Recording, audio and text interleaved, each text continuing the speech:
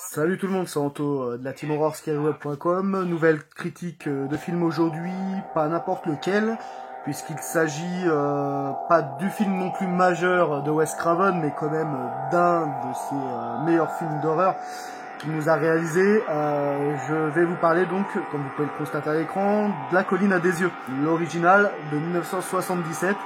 Alors il y a eu le remake derrière de Alexandre Aja, on y reviendra plus tard. Mais là aujourd'hui je voulais vous parler absolument de ce film. Alors oui, ce n'est pas Freddy les griffes de la nuit, oui ce n'est pas non plus Scream, mais il n'empêche qu'il faut absolument dans sa vie avoir vu au moins une fois La colline à des yeux, l'original. Alors je vais remettre juste un petit peu la musique pour nous mettre dans l'ambiance. Donc je pense que vous avez au moins vu le remake de Alexandre Aja, donc vous connaissez forcément le synopsis du film. Donc c'est une famille américaine qui va décider de partir en week-end en traversant le désert du Nevada pour rejoindre la Californie, surtout donc la ville de Los Angeles. Et donc ils vont s'arrêter à une station-service pour se ravitailler. Et ils vont demander à la personne qui s'occupe de cette station-service où est, parce qu'il y a une mine qui est dans les alentours, et le père et la mère de la famille veulent absolument aller y faire un tour. Et donc le vieux leur avertit d'éviter de rester sur la route principale. Et le vieux retraité de l'armée on fait qu'à sa tête et va décider de prendre une route secondaire pour essayer de trouver cette fameuse mine qui aurait des diamants qui seraient encore dedans. Et malheureusement c'est également une zone confinée où l'armée américaine, au niveau de l'aviation, font pas mal de tests, et du coup il y a un avion qui va se retrouver pas très loin de la voiture et de la caravane. La famille va prendre peur et va avoir un accident dans cette fameuse zone. Et malgré les conseils du vieux qui leur avait dit de ne surtout pas prendre la route secondaire, ils l'ont prise. Et donc bien entendu dans ces parages il rôde une famille de dégénérés, si on peut employer ce terme.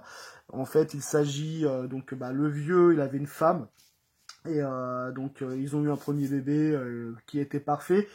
Ils en ont eu un second qui était un petit peu au départ bizarre. Ils se sont rendus compte au bout de 10 ans qu'il faisait déjà 2 mètres de haut, qu'il était poilu comme un singe. Et le gamin un jour a pété un câble et il a tué la mère, sa mère plutôt, et sa petite sœur, enfin sa grande sœur qui était normale. Et le vieux, quand il est rentré et qu'il a vu le carnage, il a décidé de exterminer son gosse. Et il l'a balancé pour qu'il pensait qu'il était mort, il l'avait balancé dans le désert, dans la mine, en se disant c'est bon, personne ne va le retrouver parce qu'il voulait pas l'entendre. Manque de bol, le gamin il est pas mort, et en plus de ça il a violé une bonne femme, et il a engendré des petits gamins, et qui sont comme lui, un petit peu déformés, dû entre autres aux problèmes liés à la pollution et à l'exploitation des mines, qui a fait des ravages sur les êtres humains et leur descendance. Voilà un petit peu pour le synopsis, même si vous le connaissez. Et donc la famille va être en proie à la famille américaine, celles qui sont entre guillemets normaux vont devoir se confronter à la famille des dégénérés.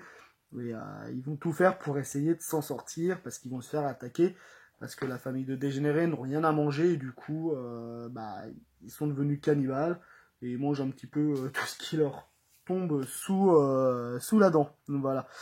Et honnêtement, pour un film de cette époque, parce qu'il faut quand même le remettre dans son contexte, La colline à des yeux, il est sorti en 77, c'est la seconde réalisation de Wes Craven après son fameux et sulfureux La dernière maison sur la gauche, qui a également eu droit à son remake. Et donc celui-ci il est sorti en 77, 5 ans après La dernière maison sur la gauche, qui était sorti en 72. Et notre regretté Wes Craven, oui, parce que le pauvre il nous a quittés en 2015 malheureusement. Avant de passer à ces stars et ces légendes, même dirons-nous dorénavant, de l'horreur, Freddy Krueger et le Ghostface de Scream, il nous avait quand même offert cette famille de dégénérés, et honnêtement, pour l'époque où c'est sorti, ça, moi je n'étais pas né malheureusement, parce que j'aurais bien voulu le voir à sa sortie ce film-là, parce qu'il a dû faire quand même un sacré scandale, parce qu'il a quand même des scènes qui sont vraiment, vraiment pour l'époque très très choquantes, et vraiment très très osées. Il ne devait pas y en avoir 50 des films qui avaient à l'époque des scènes aussi magistrales que celle dans la caravane, où la gamine va se faire violer par un mec avec une tête qui fait un peu flipper. En plus, on y retrouve l'acteur Michael Berryman. Lui, en plus, il n'y a il y a pas de Photoshop, il n'y a pas d'effets spéciaux, c'est sa véritable tête. Après, bon, bah, le pauvre, c'est pas de sa faute, mais c'est vrai que dans le film, du coup, il faisait particulièrement peur, même si c'était pas le plus méchant de tous, hein, dedans. Et il y a l'acteur qui incarne le papa Jupiter. Il en impose vraiment beaucoup. Bon, on voit quand même de nos jours que la cicatrice qu'il a, la balafre sur le nez, on voit que c'est du faux, mais c'est vrai qu'à l'époque, ça devait vraiment impressionner, surtout qu'il a un rôle vraiment, il fait vraiment très très peur. Le personnage, il est vraiment très très méchant, et c'est vrai qu'avec ses fils et même la mère, hein, la mama, elle est incarnée par une actrice qui fout aussi froid dans le dos. La famille en elle-même, elle fait vraiment peur. Et on sent qu'ils sont prêts à tout pour bouffer. Et, l'histoire aussi avec le petit bébé qu'ils vont choper et qui vont vouloir manger. À l'époque, ça a dû vraiment en imposer quand les gens ils ont dû sortir du cinéma. Ils ont dû dire c'est quoi ce film de barge. Et honnêtement, vraiment, vraiment de très très bonnes idées. C'est vrai qu'à cette époque, bien comparé à maintenant, c'était quand même autre chose. Les réalisateurs, ils savaient écrire des films avec un scénar vraiment béton, ils osaient inventer des choses, voilà, c'était du jamais vu à chaque fois, c'était original, et même de nos jours, moi je suis content de le revoir, j'ai encore revu là pour avant de faire ma critique, parce que je voulais me le remémorer un petit peu, mais c'est vrai qu'il fait toujours autant plaisir à voir. Bon, après, effectivement, les effets spéciaux sont et les costumes qu'ils ont, bah, c'est d'époque, mais il faut le retranscrire à son époque, ce film. Et vraiment, pour l'époque, voilà, ça, c'est du film, c'est ce qu'on attend.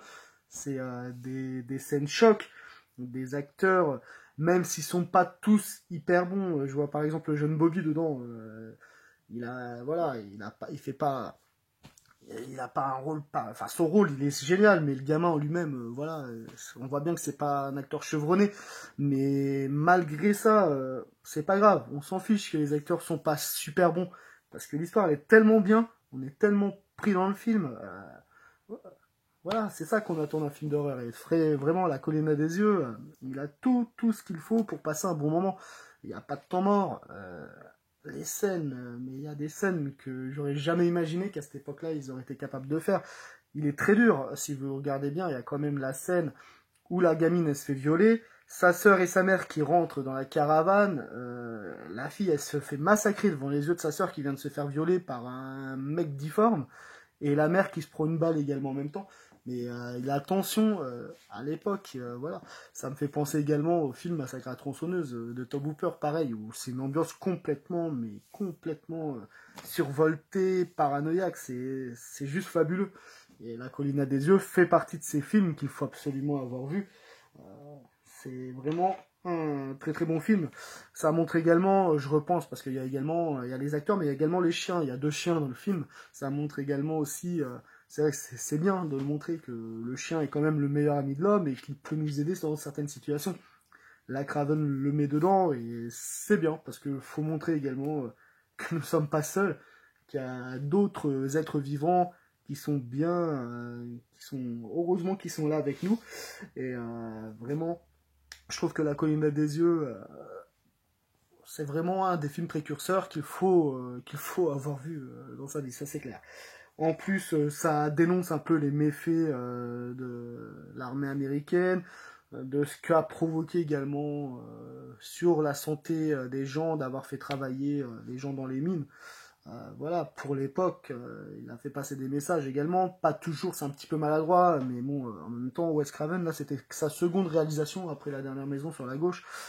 il était jeune, voilà, il a quand même eu, si vous voyez la filmographie, excusez-moi, de Craven, elle est quand même, franchement, je remercie vraiment ce monsieur-là, parce que c'est grâce à, pas lui, il n'y a pas que lui, mais c'est vrai que Craven nous a fait quand même une sacrée filmographie de films, hein. Si vous regardez, bon, à part à la fin, où c'est un petit peu moins bien, mais franchement, quand on voit la filmographie, La dernière maison sur la gauche, La colline à des yeux, L'été de la peur, bon, un petit peu moins bien, mais qui se regarde, La femme de la terreur, L'écriture du marais, un peu space, mais ça va, Invitation d'enfer, après il nous a refait le second volume de La colline à des yeux, j'y viendrai d'ici peu, L'âme immortelle aussi, qui était très bien, L'emprise des ténèbres, puis ensuite il y a eu Choker, bon Choker un petit peu en dessous, mais quand même sympa, Le sous-sol de la peur, génial, après il nous a fait donc Freddy sort de la nuit également. Bon, ça se regardait. Un Vampire à Brooklyn, j'ai pas trop aimé. Après, la trilogie Scream. Et bon, après, il y a eu Course. Un petit peu. Là, c'est un petit peu le gouffre à côté des autres, mais bon. C'est dans l'ensemble, il a quand même fait un sacré parcours dans le cinéma horrifique, ce fameux Wes, et on peut le remercier de tout ce qu'il a fait pour nous. Et pour retourner sur La colline à des yeux, ah bah bien sûr que je le conseille fortement. Je lui mettrai pas 5 sur 5 parce que il a quand même quelques petits défauts. Et bon, c'est sûr que pour ceux nés post 2000, ils vont peut-être avoir un petit peu plus de mal à se mettre dedans. Enfin, quoi qu'après, des fois, il y a certains jeunes qui aiment le cinéma un petit peu vintage. Mais c'est vrai qu'ils ont, je sais pas pourquoi, les jeunes de maintenant, ils ont un petit peu de mal avec le cinéma. Qui date un peu, c'est dommage parce qu'il y a quand même de sacrés bons films. La colline à des yeux, c'en est un. Après, sinon, si vous aimez pas les films anciens, allez sur le remake. Mais c'est vrai que pour pas mourir con, regardez-le. C'est 1h30 dans votre vie et franchement, il vaut vraiment la peine d'être vu. Je mets 4,5 sur 5. La fin, elle clôture de manière, ça fait drôle. Oui. Elle arrive un peu rapidement, malgré qu'il y a quand même la super belle scène de fin où ça explose dans tous les sens. Ensuite vient la clôture avec, si vous regardez bien la scène vraiment de fin, quand il fait un plan rapproché avec les mains, ça fait le V de la victoire. Et oui, c'est marrant, c'est un petit... voilà. Enfin bref, c'est un très bon film, hein. Je le conseille fortement. N'hésitez pas, dès qu'il repasse à la télé, en plus vous pouvez le choper à 2-3 euros sur internet, ce film en DVD dorénavant. Donc n'hésitez surtout pas, c'est pas de l'argent perdu, c'est un super bon film qui mérite amplement sa place dans les films cultes à collectionner en DVD, hein, bien entendu. Voilà pour La colline à des yeux, à très vite pour La colline à des yeux 2, et ensuite nous attaquerons le remake d'Aja, et la suite du remake, parce qu'en fait après le 2, n'a rien à voir avec le remake du 2 original. Voilà en tout cas pour La colline à des yeux, vous pouvez y aller les yeux fermés, c'est un putain de bon film. Voilà. Bonne soirée. Salut.